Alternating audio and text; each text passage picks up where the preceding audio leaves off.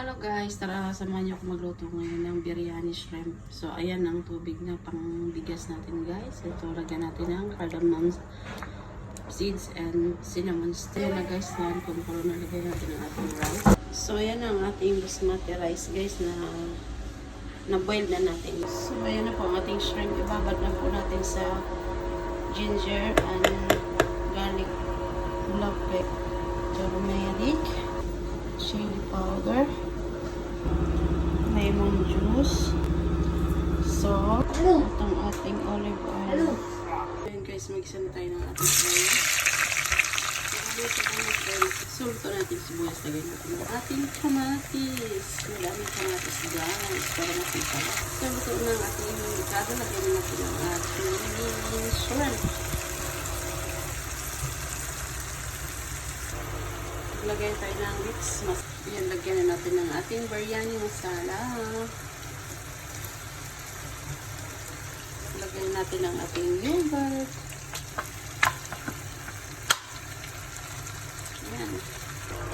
So, ayan na guys. So, ito na yung ating hipon. So, ayan yung kanin. Maglagay tayo ng kanin. Lagay tayo ngayon ng onion fried, coriander leaves, at ang ating sili. Tingnan natin ngayon ang ating hipon.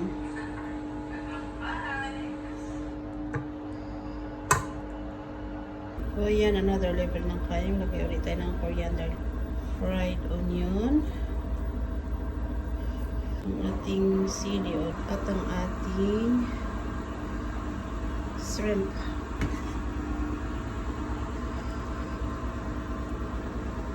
So ayan, another layer ulit. Maglalagay ulit tayo ng sili, ang ating fried onion at ating coriander leaves.